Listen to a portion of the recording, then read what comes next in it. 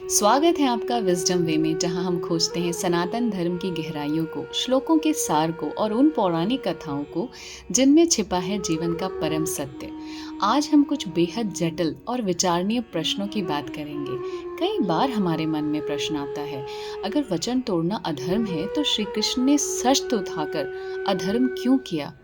अगर झूठ बोलना पाप है तो श्री कृष्ण ने युधिष्ठिर से झूठ क्यों बुलवाया?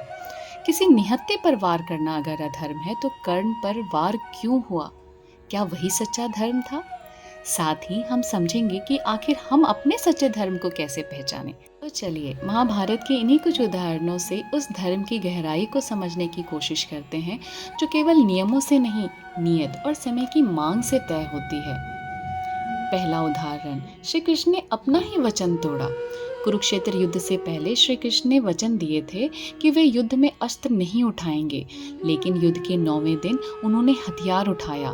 भीष्म पितामह के सामने क्रोधित होकर रथ से कूद पड़े और रथ का पहिया चक्र रूप में उठाया।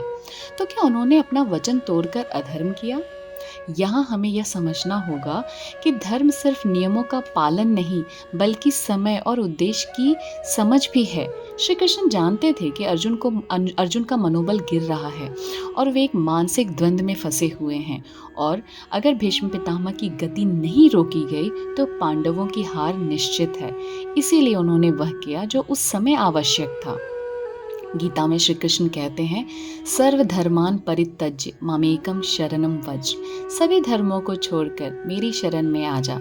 यहाँ धर्म का अर्थ है स्थूल नियमों से ऊपर उठकर सत्य और करुणा के मार्ग को अपनाना।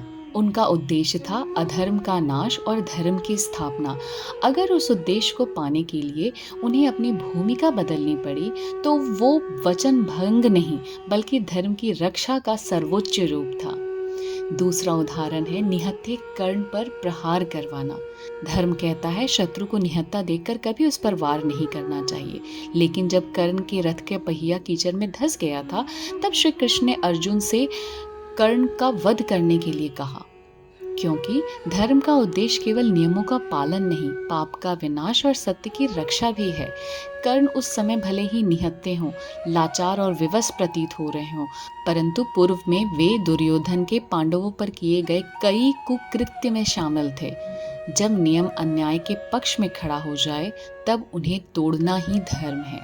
तीसरा उदाहरण मिलता है द्रोणाचार्य को मारने के लिए झूठ कहलवाना।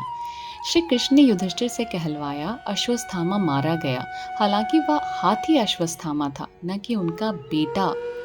युधिष्ठिर से मुंह से यह बात सुनकर द्रोणाचार्य ने अपने शस्त्र त्याग दिए, क्योंकि यह जग जाहिर था कि युधिष्ठिर कभी झूठ नहीं बोलते थे। परंतु श्री कृष्ण ने उनसे यह कहलवाया, क्योंकि श्री कृष्ण जानते थे कि अगर द्रोणाचार्य जीवित रहते तो न केवल हजारों सैनिक मरते, बल्कि पांडवों के लिए युद्ध जीतना नामुमकिन हो जाता। उनका एकमात्र उद्देश्य था अधर्म का नाश और धर्म की स्थापना। स्वयं भगवान श्री कृष्ण ने गीता में कहा है, यदा यदा ही धर्मस्य ग्लानिर्भवति भारत अभ्युत्थानम अधर्मस्य तदात्मानं सृजाम्यहम्। अर्थात जब जब धरती पर धर्म का पतन और अधर्म की वृद्धि होती है, तब उस समय मैं पृथ्वी पर अवतार लेता हूँ। पवित्रानाय साधूनां विनाशाय च दुष्कृतां धर्म संस्थापनार्थाय संभवामि युगे युगे। अर्थात भक्तों का उद्धार और दुष्टों का विनाश करने के लिए और धर्म की मर्यादा पुनः स्थापित करने के लिए मैं प्रत्येक युग में प्रकट होता हूँ। महाभारत हमें बताता है कि धर्म हमेशा काले सफेद की तरह स्पष्ट नहीं होता। कई बार धर्म और अधर्म की रेखा बहुत पतली होती है। सच्चा धर्म वही है जो युग और परिस्थिति के अनुसार न्याय, लोक कल्याण करे। महाभारत में श्री कृष्ण की भूमिका एक निर्देशक की तरह थी, जो अपने पात्रों से वही करवाता था जो कि आवश्यक होता था। श्री कृष्ण का हर निर्णय, चाहे वह नियम तोड़ने जैसा लगे, अंततः धर्म की गहराई को ही उजागर करता है। अब प्रश्न उठता है कि हम कैसे पहचाने अपने सच्चे धर्म को। आज के युग में भी हम धर्म को सिर्फ परंपराओं से नहीं समझ सकते।